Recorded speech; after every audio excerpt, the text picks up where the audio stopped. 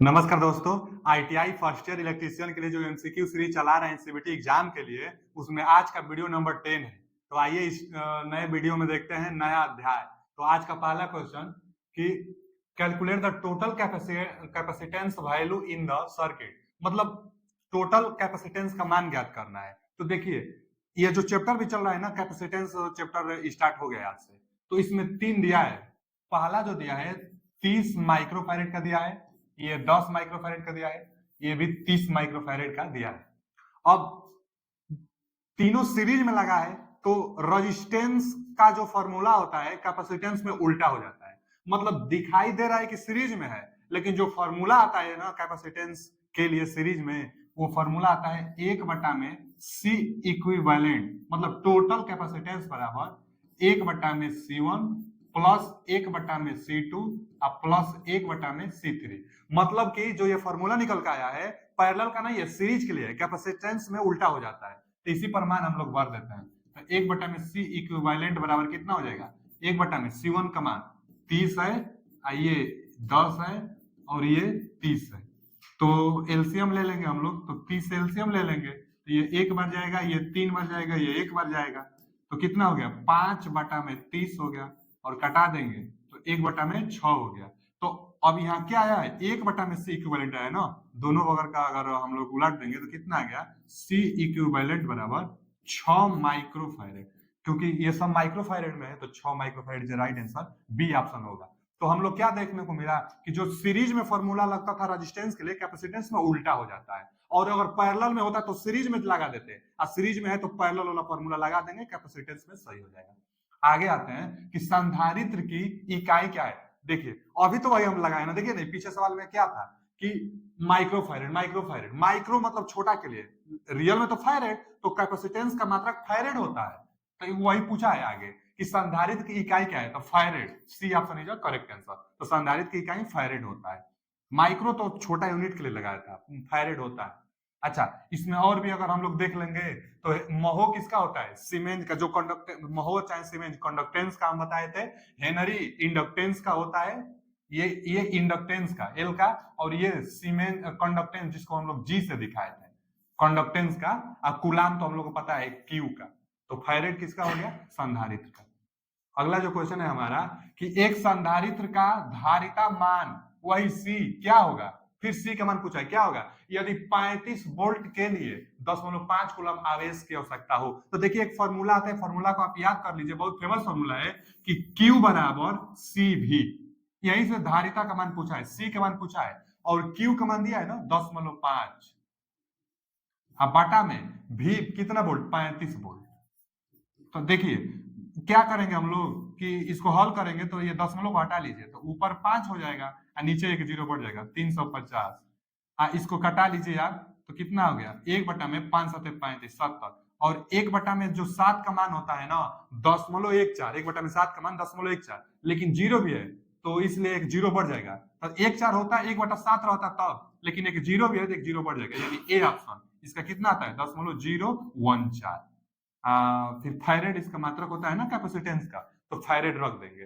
तो 1/7 का 10.14, एक जीरो था इसलिए एक जीरो बढ़ गया, तो 0.14 थायराइड, यानी option A is correct answer. ये फॉर्मूला को याद कर लीजिएगा, फॉर्मूला बहुत फेमस है। आते हैं अगले क्वेश्चन की तरफ। जो आज का अगला क्वेश्चन है हमारा कि फिर धारिता, चैप्टर ही धारिता चल रहा है, तो धारिता के मान को कैसे कम किया जा सकता है। देखिए दो फॉर्मूला से पूरा धारिता समाप्त हो जाता है। पहला तो जो हम अभी लिखे हैं, पहला हम क्या लिखे थे अभी फॉर्मूला कि सी बराबर क्यू बटा में भी, बहुत फेमस फॉर्मूला। एक तो ये फॉर्मूला, और दूसरा फॉर्मूला जो हमारा होता है ना सी बराबर अपसाइलन नॉट ए, एरिया है, ए क्या है, एरिया है, अब बटा में डी, डी क्या है, दो प्लेटों के बीच की दूरी। जो कैपेसिटेंस आता है, धारिता आता है, दो प्लेटों, जो दो कैपेसिटर कैसे बनता है, दो प्लेट उसमें होता है, तो दोनों प्लेटों के बीच की दूरी डी होती है, अब प्लेट का जो क्षेत्रफल होता है वही एरिया होता है। तो यह एक ये फॉर्मूला है, दो ही फॉर्मूला से पूरा धारिता समाप्त हो जाता है। तो सी बराबर ऑप्शन नॉट ए बटा में डी, एक तो सी बराबर क्यू बटा वी। अब पूछा क्या है कि धारिता के मान को कम कैसे किया जा सकता है, तो एरिया को कम करके धारिता कम किया जा सकता है, अथवा दूरी को बढ़ा करके धारिता को कम किया जा सकता है। तो दूरी को बढ़ाकर धारिता कम किया जा सकता है। तो विकल्प देख लेते हैं, क्षेत्रफल को बढ़ाकर, क्षेत्रफल बढ़ाएंगे तो बढ़ेगा ना जी, तो गलत हो जाएगा, कम करना है। अब प्लेटों के प्रतिरोध पर निर्भर नहीं करता है। अब प्लेटों के मध्य दूरी बढ़ाकर, हाँ दूरी बढ़ाकर धारिता को कम किया जा सकता है। तो सी ऑप्शन राइट आंसर, कम पूछा था तो दूरी बढ़ाकर धारिता को कम किया जा सकता है। आते हैं अगले क्वेश्चन की तरफ, जो आज का अगला क्वेश्चन है हमारा, देखिए डायामैग्नेटिक मतलब क्या, पैरा चुंबकीय, जिसके लिए जो इसके लिए चुंबकीय प्रवृत्ति का मान होता है 1 से कम होना चाहिए। डायामैग्नेट दिया है ना, पैरा चुंबकीय, हिंदी में वो गलत दे दिया है, प्रति है, पैरा नहीं। डाया का मतलब क्या होगा, डाया का मतलब प्रति होगा, प्रति चुंबकीय, इसको क्या देना चाहिए, प्रति चुंबकीय। अब पैरा मतलब तो अनुचुंबकीय हो जाता है। तो डायामैग्नेट दिया है, तो डायामैग्नेट इसमें से क्या है, जल, मतलब क्या, 1 से कम चुंबकीय प्रवृत्ति का मान, जिसमें चुंबकीय गुण न हो। जो वायु होता है ना, हल्का सा चुंबकीय गुण होता है, ये पैरामैग्नेट में जाता है। जो स्टील होता है ना, फेरोमैग्नेट, लौह चुंबकीय, बहुत ज्यादा चुंबकीय गुण होता है, तो यह लौह चुंबकीय है, यह पैरा चुंबकीय है, हल्का सा होता है चुंबकीय गुण। और प्लेटिनम भी पैरा चुंबकीय है, हल्का सा चुंबकीय गुण होता है। तो प्लेटिनम में, वायु में हल्का सा चुंबकीय गुण होता है, इस्पात में बहुत ज्यादा चुंबकीय गुण होता है, जबकि जल में चुंबकीय गुण होता ही नहीं है। तो जिसमें चुंबकीय गुण नहीं होता है उसको डायामैग्नेट कहते हैं, अथवा हिंदी में प्रति चुंबकीय कहते हैं। आगे आते हैं, कौन सा कारक विद्युतीय चुंबक की ध्रुवता को प्रभावित करता है। देखिए जो विद्युतीय, जैसे ना हम लोग क्या करते हैं ना कि किसी क्वाइल में कुंडली बनाकर, माने वायर को लपेट कर धारा देंगे ना, तो यह क्वाइल चुंबक की तरह बिहेवियर करने लगती है। किसी क्वाइल को चुंबकीय हम लोग बना सकते हैं, परमानेंट मैग्नेट तो नहीं बना सकते हैं, लेकिन कुछ समय के लिए चुंबकीय गुण बना सकते हैं करंट देकर। तो करंट हम लोग के ऊपर है, अगर इधर से करंट जाएगी इसमें तो नॉर्थ साउथ अपने हाथ में है, इधर से करंट देंगे तो फिर नॉर्थ साउथ इधर हो जाएगा। यानी धारा की दिशा बदलकर हम किसी क्वाइल में चुंबकीय ध्रुव की दिशा बदल सकते हैं। तो वही पूछा है कि कौन सा कारक विद्युत चुंबक की ध्रुवता को प्रभावित करता है। तो धारा की दिशा बदलकर हम लोग चुंबकीय गुण की दिशा को बदल सकते हैं, मतलब नॉर्थ पोल और साउथ पोल बदल सकते हैं हम लोग धारा की दिशा को चेंज करके। तो धारा की दिशा बदलकर हम लोग विद्युतीय चुंबक का जो ध्रुव होता है उसको हम लोग चेंज कर सकते हैं। इसकी जो दिशा कैसे निकालते हैं, जैसे जो ये पिछला क्वेश्चन है, तो जिससे क्या होता है ना कि इसमें एक क्वाइल होती है, ये क्वाइल हो गया, इसमें ना वायर को लपेटा जाता है, जैसे ये वायर है ना, अब यहां से हम लोग आई एम्पियर का करंट देंगे, तो आई एम्पियर का करंट देंगे, इधर से जाएगा, इधर से आएगा, इधर से आ रहा है करंट, यहां से करंट चला जाएगा। तो देखिए करंट अंदर से जाकर इधर आया, तो हम लोग ना right hand curl palm rule लगाते हैं, दाहिने हाथ का जो पूरा उंगली है धारा की दिशा में मोड़ते हैं, तो धारा की दिशा में मोड़ेंगे, अंगूठा जिधर जाएगा उधर मैग्नेटिक फील्ड लाइन से जाएगी, उधर मैग्नेटिक फील्ड लाइन जाएगी। देखिए ना, वो धारा नीचे से जाकर ऊपर आ रहा है, तो हम उंगली को ना उसी तरह एकदम धारा की दिशा में कर्ल करेंगे, तो अंगूठा मैग्नेटिक फील्ड की दिशा, तो मैग्नेटिक फील्ड होने जा रहा है, तो नॉर्थ से साउथ जाता है, यानी इधर नॉर्थ हो गया, इधर साउथ हो गया।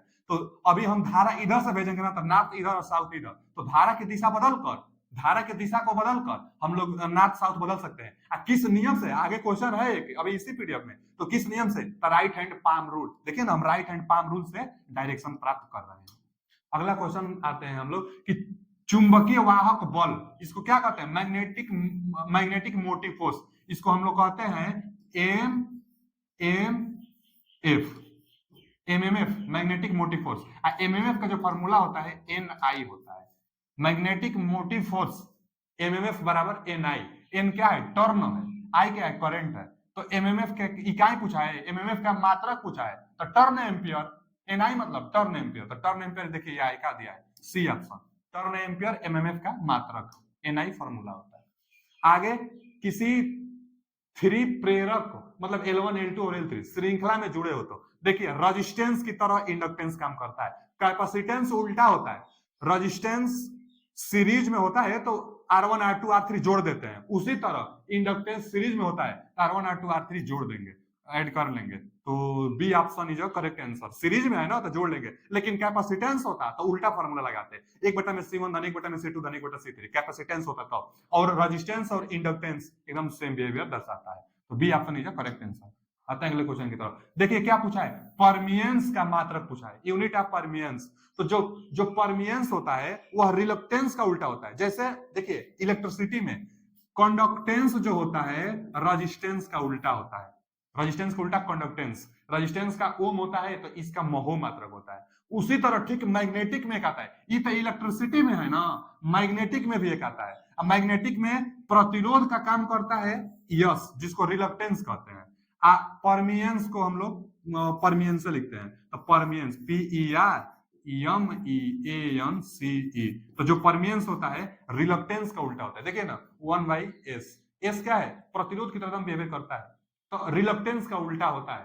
परमियंस की इकाई पूछा है, मतलब इसका मात्रक, तो इसका मात्रक हम लोग को जानना पड़ेगा।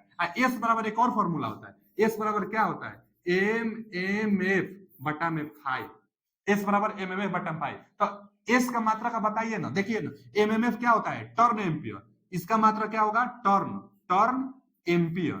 अब प्रति वेबर, 5 का मात्रा क्या होता है, वेबर, टर्न एम्पियर प्रति वेबर। एस का मतलब टर्न एम्पियर प्रति वेबर, तो परमियंस इसका उल्टा है, तो उल्टा यानी वेबर प्रति टर्न एम्पियर, तो वेबर प्रति turn ampere. B option is the correct answer.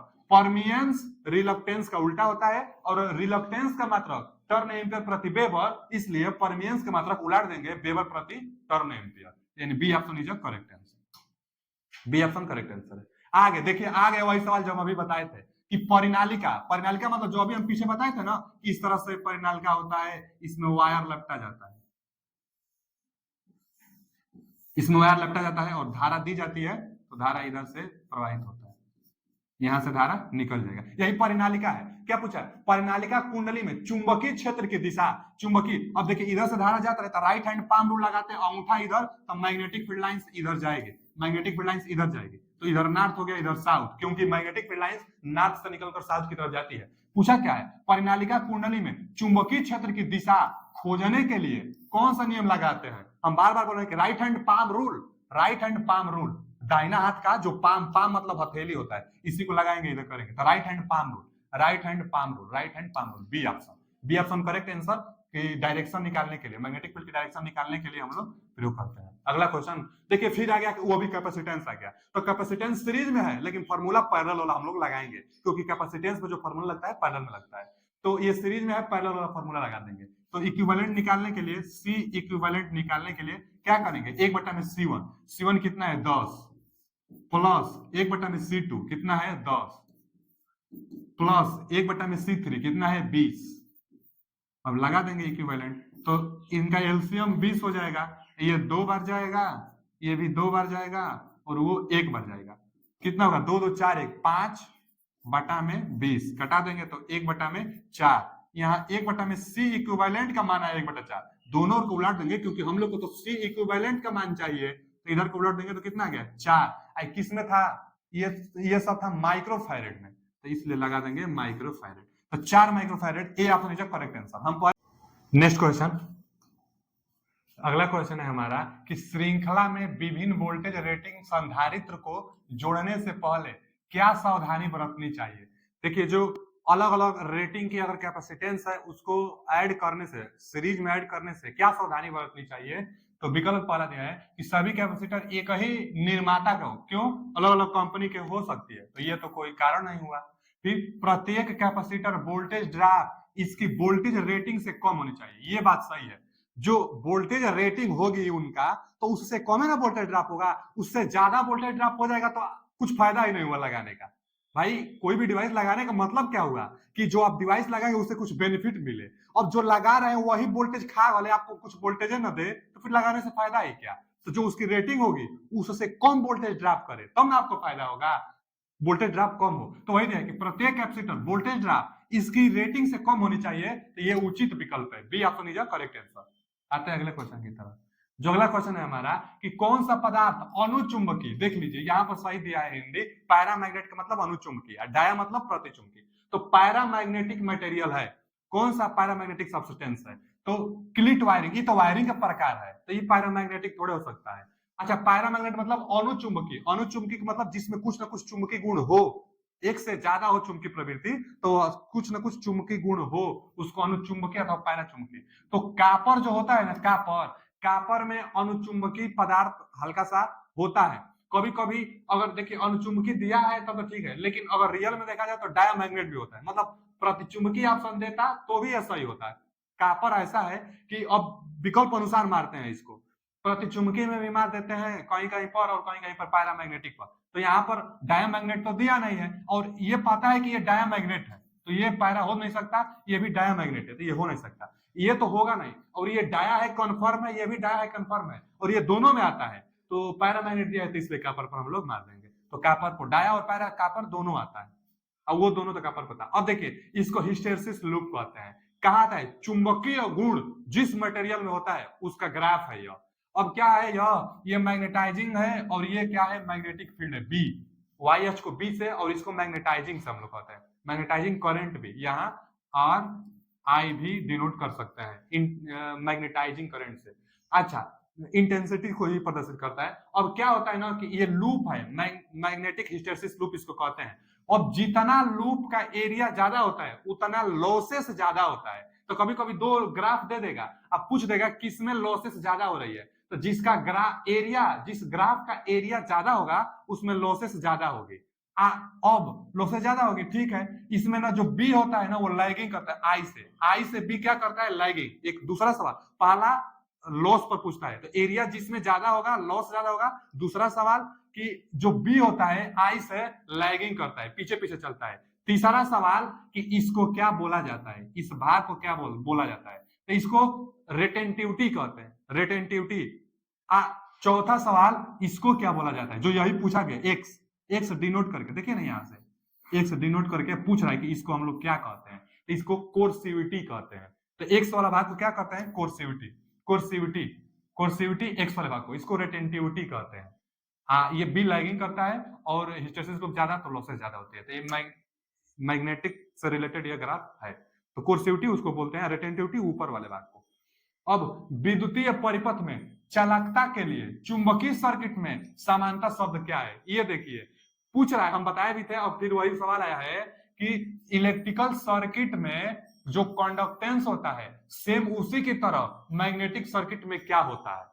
तो देखिए कंडक्टेंस हम कैसे बताए थे, कंडक्टेंस को जी से डिनोट करते हैं, ये रेजिस्टेंस के उल्टा होता है कंडक्टेंस। तो ठीक इसी तरह मैग्नेटिक में क्या होता है, यही पूछा है। तो मैग्नेटिक में कंडक्टेंस की जगह पर परमियंस आता है,